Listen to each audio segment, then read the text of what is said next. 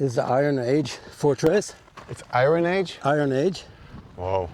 And this is the 9th to the 6th century BC.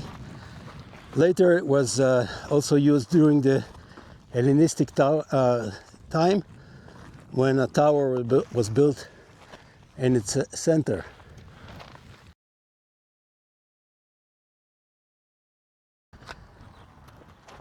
We're on the edge of the mount, and you can see how steep this is, all the way down to the Canaanite city.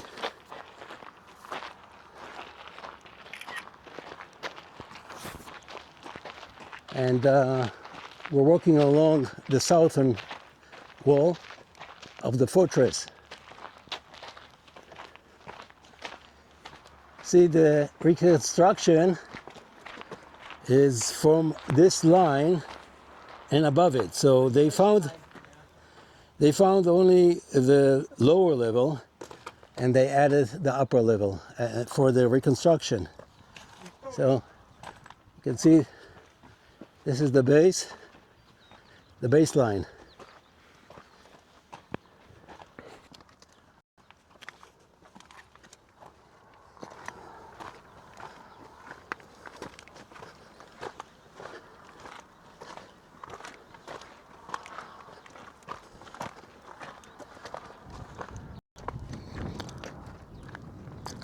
So this is the fortress that overlooks the area. It was a road during ancient times that goes up to Hebron from the Negev, from the south. And this was protecting the southern side of the kingdom. In later periods, this line here was also protected during the Roman Byzantine time. It was called the Limas, and it was also a protection line, like the end of the territory held by the Romans, or during the earlier time, during the Judean Kingdom.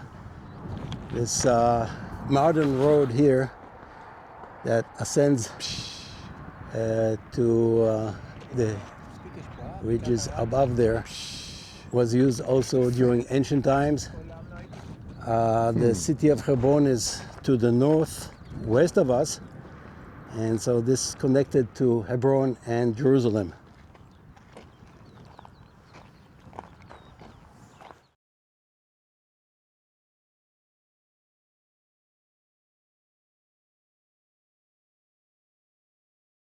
The entrance was protected by two tall towers. You can see Tower South, Tower on the north. The fortress it was used for military, commercial, and religious center during the administration period of the Kingdom of Judah. It started from the early 9th century BC, so 800 and something, and it was destroyed by 586 BC by the Assyrians. A temple was active in the fortress in the 9th to the 8th centuries. So in the initial phase there was a temple. We'll see the temple later. The excavations revealed more than 100 ostraka inscriptions on Incan potsherds from the 9th to the 6th century BC. They are the largest collection of Hebrew inscriptions found in Israel from the First Temple period. Okay, later there were additional fortresses were built over the Iron Age, which was in the Persian, Hellenistic, early Roman, and early Islamic periods. So again, this is the preservation line. Below it was found in situ, and above it was later reconstructed to show how it was during the ancient times. So we have two chambers on both sides here.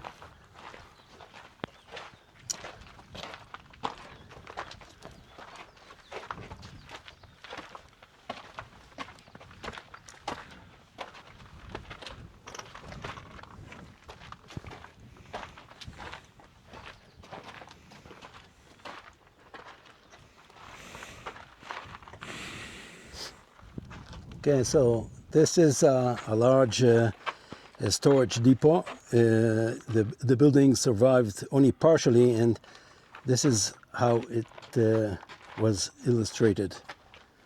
And so we have 3 long rooms, and in those rooms they stored the liquids and food. And oil.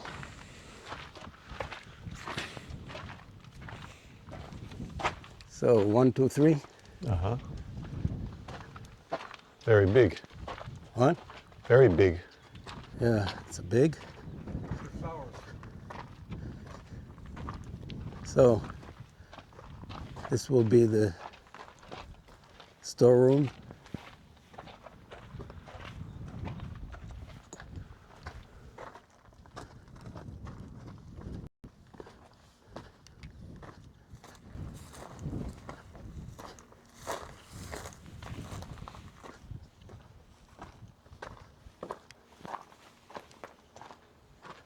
So this is the temple area inside the fortress. You can see a reconstruction of the temple. And let's go inside. It was an alternate temple for the temple in Jerusalem.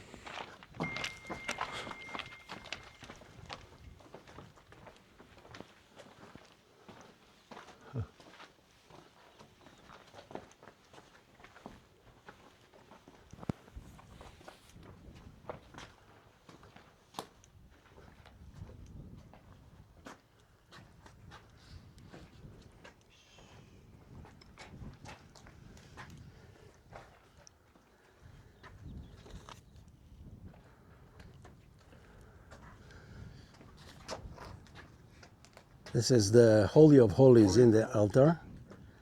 And you see the step stones, and there's a standing stone, and symbolize the presence of deity in the temple. In front of the chamber are 2 small stone incense altars. So there's where they would burn incense here.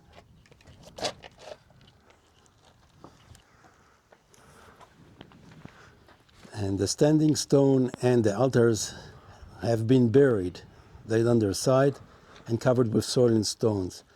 This shows that the temple was intentionally shut down, apparently following the concentration of worship in Jerusalem, which centralized all the sacrifice and religious work in Jerusalem and abandoned all the local temples.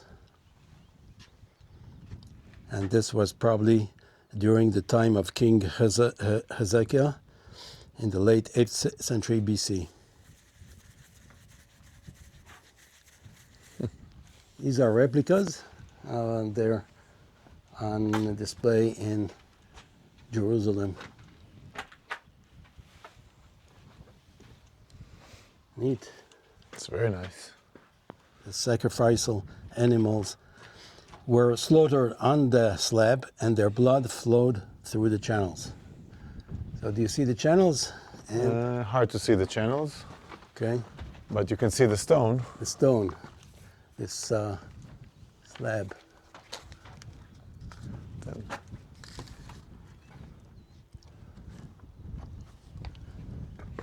So the altar. We're going down to the reservoir where they kept the water to keep the fortress with water supply. The reservoir is 10 meters deep, and it was cut into the rock under the temple courtyard. It has a volume of 400 cubic meters. It consists of 2 chambers whose walls were coated with 6 layers of plaster. The first chamber is large and includes a small room. The second chamber is medium-sized and contains a plastered staircase that provided convenient access for drawing water and maintenance. Let's go down.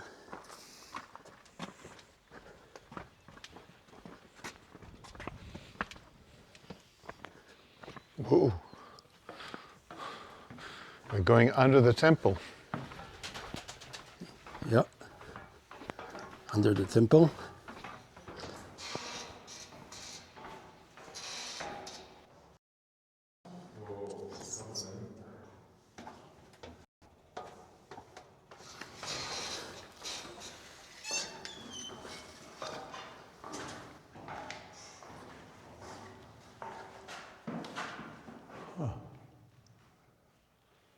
Just imagine that all this was filled with water. Yeah. So you can see the walls are covered with plaster. See the width of the plaster? So the water will not slip out, and the water will be contained during the dry season, which is most of the year. So they had to use a very large cistern, and the waters came from the roof. During the few rainy days, the water would come down and be stored inside here. So this is one of the chambers.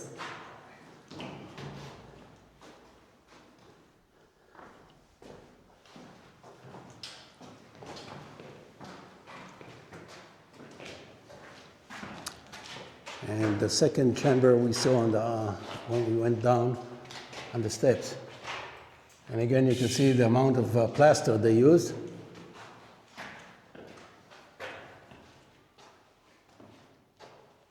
Plaster here, that's the original Iron Age plaster. So you can see the size of it. What is it? Over there is where they took the water. Yeah, so well. you can see up there, look up there, you can see that's where the well was. Using buckets, they would extract the water from here. And that was used to supply water to the fortress. Okay, so this is the water reservoir. We're walking up from one of the chambers, and there's another chamber here below. Okay, on this chamber, there is a staircase that allowed to descend into the pool and take out the water, because when it was going down during the dry season, they had to go down and clean and take out the water and clean it. Now, see, over there's a nest with 2 eggs. Ah, that's nice. There's a whole construction for preventing from the pigeons from getting into the But they still into the get reservoir. So they established their nest outside, on the net itself. The nest is on the net. And in the shadow, and there's 2 eggs there. Well, they're smart. Smarter than the people who try to avoid it.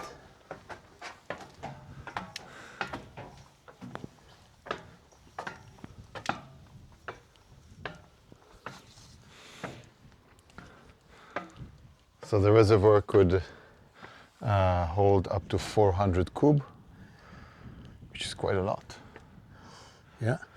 They had a very long dry season. Yeah, so it could keep them for 10, 11 months. This is the edge of the desert, so it is a challenge, and they resolved this challenge by adding this reservoir. Then if the water was finished, they could go down to the well in the Canaanite area. Yeah. And then they have more water. They have additional water down there, yeah. Let's go and see the inside. Very essential, the whole subject of water in Yes. this area. It's either you prepare for summer water or you leave. Okay, so let's see the top of the fortress. This is the observation area.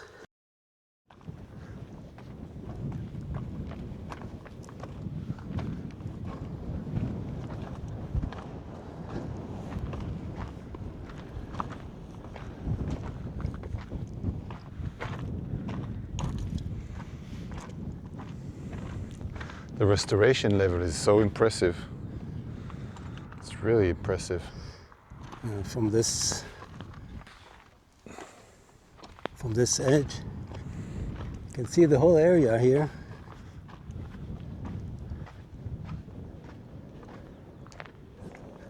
Below us is the Iron Age temple, and the reservoir. Okay, so what do we have here? I think this is the most interesting thing about this site. Uncovered at Arad were 103 inscriptions in Hebrew, 85 in Aramaic, 2 in Greek, and 5 in Arabic. Most of were written in ink on potsherds. They date from the 19th to the 16th century BCE and deal with various subjects. Letters of Arad's commanders about military and administrative matters.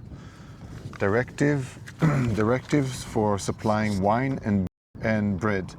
Instructions to send oil and food to various fortresses. The shipment of taxes from various places, list of names, list of wheat distribution, and the storehouse inventory list. These findings indicate that the Arad was the fortress of the central authority, a regional military and administrative center. It's really incredible. One of the important letters that they found in the archive was a letter to Eliashiv, the commander of the fortress, containing a request that he send soldiers to the city of Ramat Negev, maybe Tel Arad, to protect it from the Edomites. So this is the area of the archives, and also storage areas of the fortress, and additional cistern there, reservoir.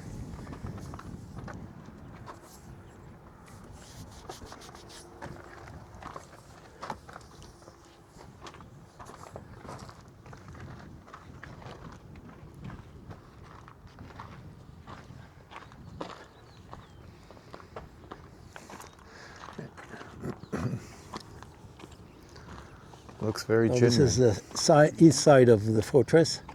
You can see the area that we can observe here.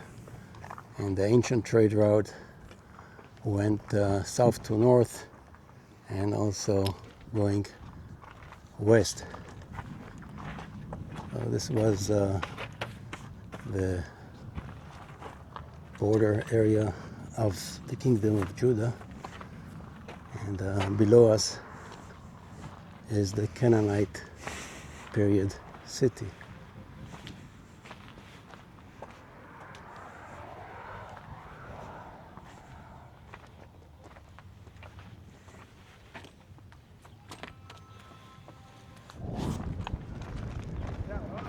Okay, we're descending from the fortress above us to the Canaanite city.